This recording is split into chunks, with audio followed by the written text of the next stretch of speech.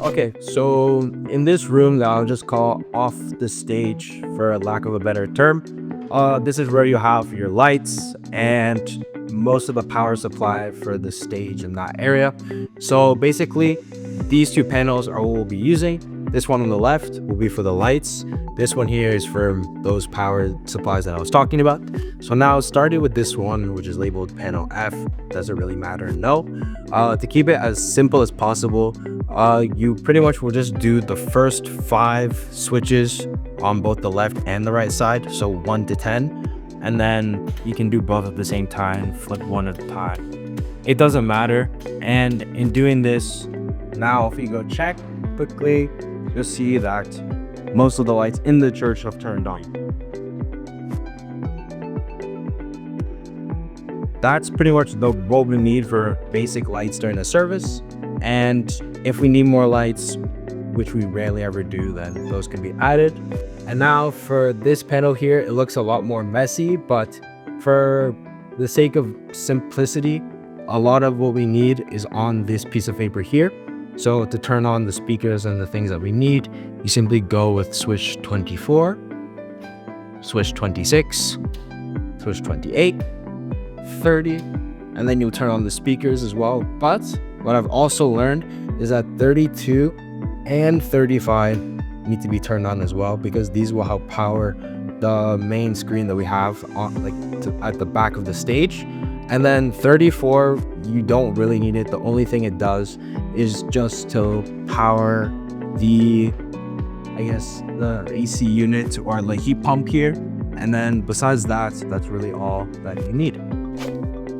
So once we're done with that room there, what I like to do before heading back is just to quickly turn on the speakers that we have on the ground.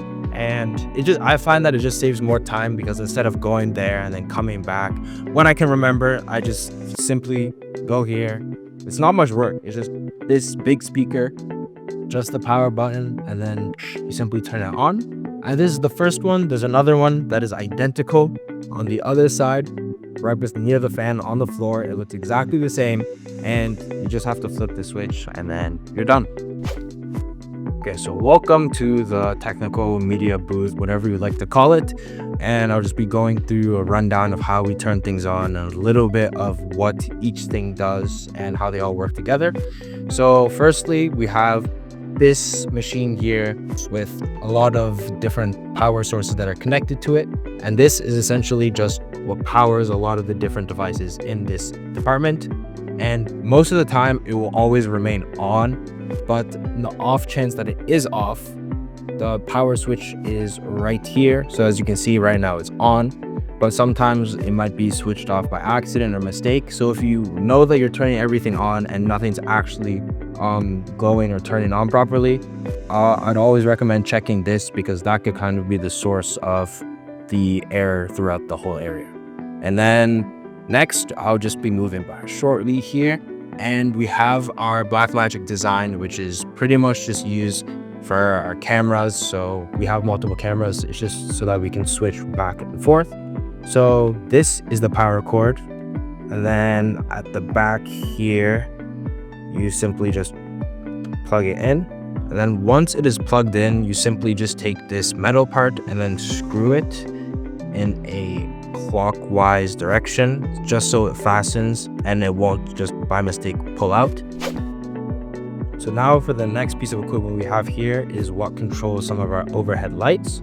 So for the main power switch, it is this obviously on and off. And then the smaller cord is the power cable, which obviously supplies the power. And then this thicker cord is what controls which lights we'll be sending signals to. So this one will be our main overhead lights. And then we also have another one here, which are for rotating lights. And then the third one, which is plugged into a pretty much the same type of system. We just have two.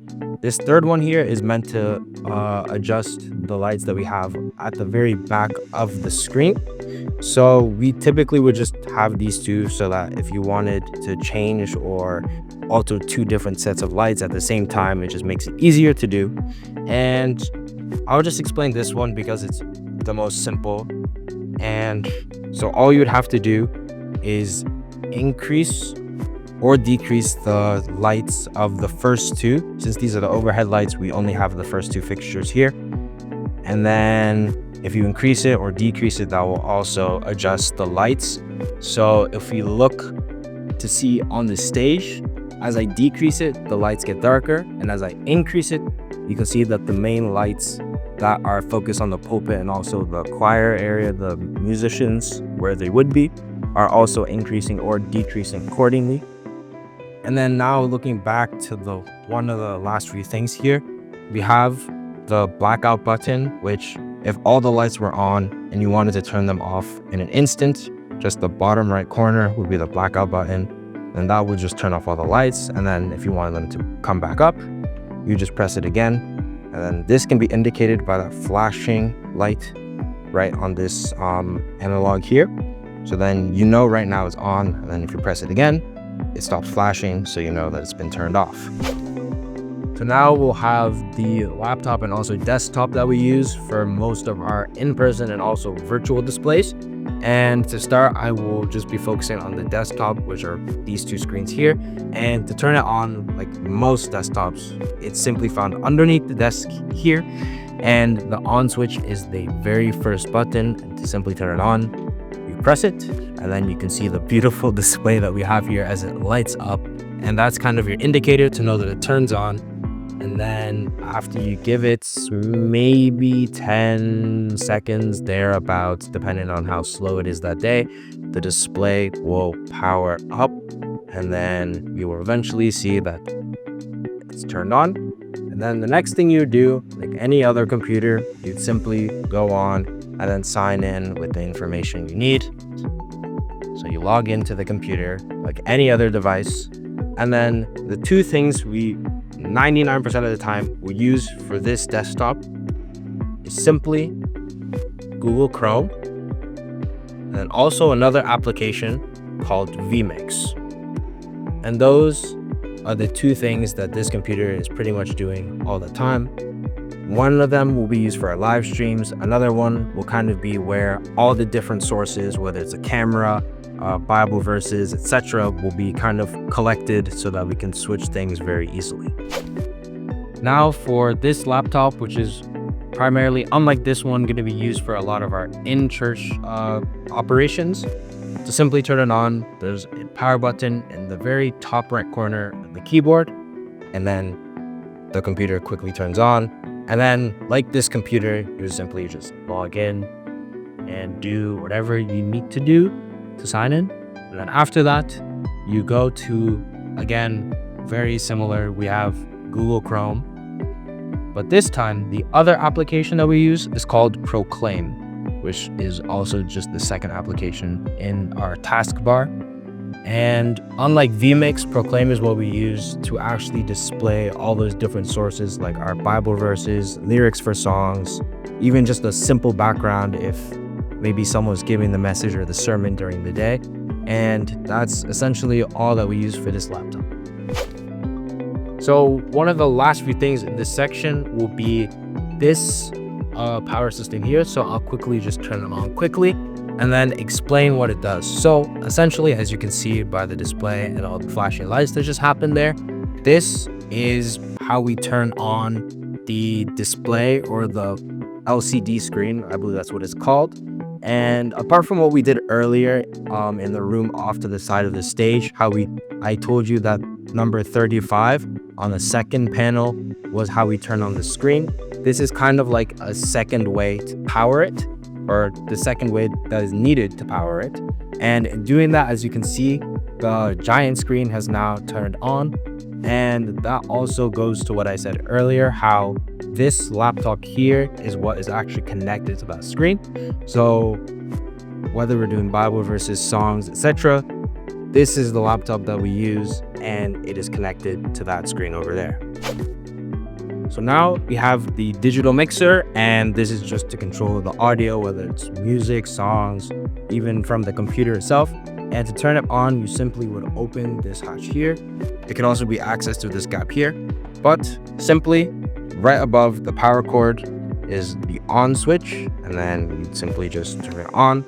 I can close it, and then in the next few seconds, you will see everything has a dim glow. The M32 logo begins to appear on the screen, and then give it maybe 3 more seconds, and then everything turns on. And then simply, that just gives us audio for instruments, the laptop, microphones, everything here. And then assuming that you know nothing about this, just to get at least the very basics down for a Sunday service, there's a couple of things you would need to do on this display here. So the very first thing you would do is press this button which says View in the Show Control region. So you press View. And then the second thing you would do is that underneath this display here, you have this kind of like arrow key section. You turn right once, and then you'll now be in this section here, which is now giving you scenes and different options. So then simply you take the very first dial and then turn it, whether right or left. Left will take you upwards, to the right will take you down. And then once you simply land on the scene you need, you push down on the dial. It will now give you a screen here asking whether you'd like to load the scene or not. And then to confirm, you would then press the right arrow once again. And that is essentially all you need to know to control that stuff, just to set it up. Now, another thing you need is for most of the audio to go through. The main audio is controlled obviously by the control panel that says main. So when you turn it up, the audio will increase. If you turn it down to the bottom, most audio will not go through at all. And then one last thing as well is that on this display on this side, if you go to the very last one and then to the very right, just beside the main switch that I just explained, you have one that's labeled M/C, which I like to think as kind of like the bass to like most things. So whether you're playing a song and you have that bass, that kind of controls the subwoofer. So then normally I just turn it up maybe around the region here where it says 0, and really that's all you need to know just for the bare bone basics of the digital mixer. So since we're already here dealing with audio, I just thought it would be a good time to just talk about how we actually would change batteries or turn on the microphones.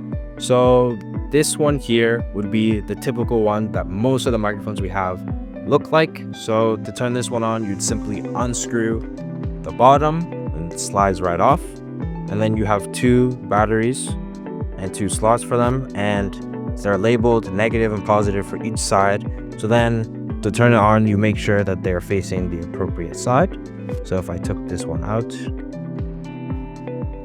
and then you would simply just put it in the right way, and then you can then slide back on the cover, tighten it, and then the on button, hold it for about a second, and then you'll see a green light, and that means the microphone is not turned on.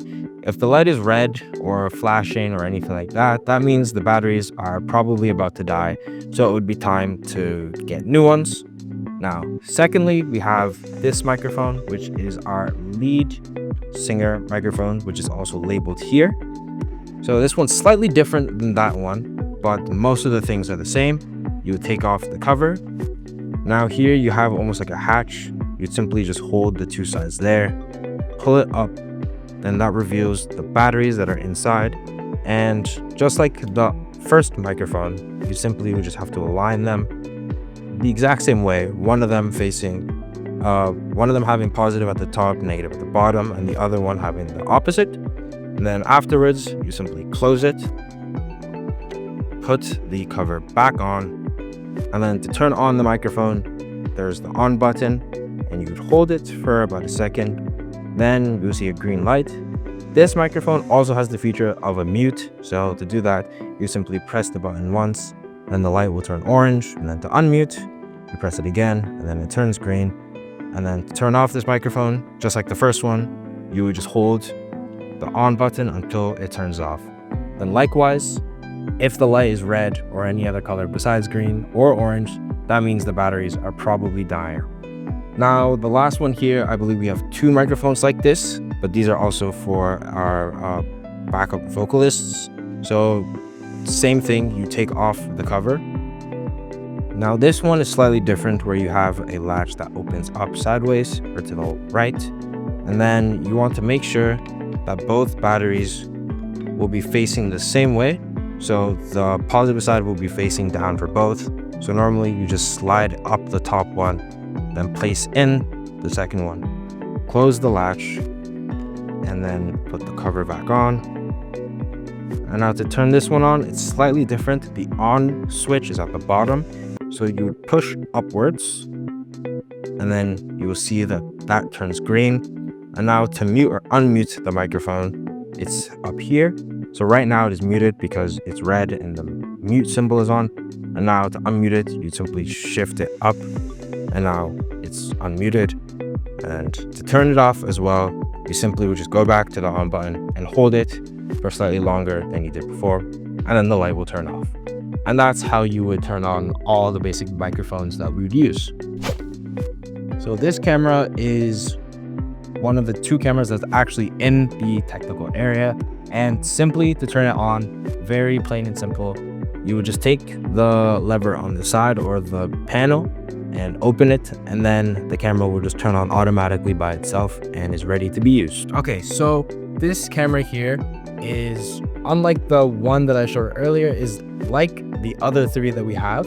So simply, whether you want to open this hatch, you can simply just open it.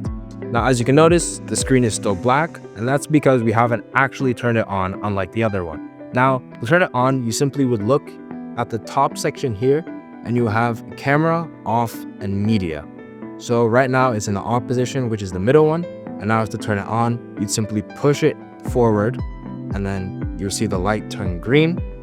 And then in about a second, the camera will turn on. Now keep in mind that this method or style of camera is the same one that we have back in the technical department towards the main entrance. And also if we go towards the left at the very other end of the church in its own separate kind of platform area. So this camera that we have are similar to those two there. And the only other one that's different is the one that I showed how to turn on earlier. So now, just before I leave this area here, the last thing I'd do is turn on this TV here, since we're gonna have to do it anyway, and why make more work for yourself when you can do it now? So if you're tall enough and can reach it from here, that makes life a lot easier. If not, you have the Samsung remote control for the Samsung TV, just so you know which remote you're using. And simply all you'd have to do is use the power button, point it at the TV, and then give it a few seconds because it is a little bit old, I believe. But then eventually it will turn on, and then you'll be good to go for continuing on your process of turning everything else on. So now that we're at the stage area, this TV will be for the person that's on the stage, obviously. So if they wanted to read a Bible verse, they have easy access to it and they know what they're reading, the verse, the length, etc. And to turn it on, just like any other TV, you would need the remote. This one, unlike the other one earlier, is RCA, which also matches the label here, RCA. And now to turn it on, you'd simply just press the on button. And I do want you to note that there is a tiny red light there, which lets you know that it's off right now. And then when I do turn it on, that light, it looks like it disappears, but it's actually blue now. And when you see that, that means that the TV is starting to power up and turn on. And then also, just in case that makes it obvious as well. Now, also, just in case you're kind of doing things out of order, I'll say, is that if you try to turn on the TV, this TV in particular, before you turn on any of the power systems, it won't turn on. So just keep that in mind when you're trying to turn things on. And as you can see now, the TV is working clearly.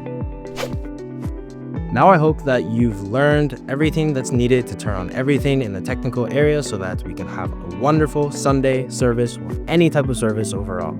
Thank you.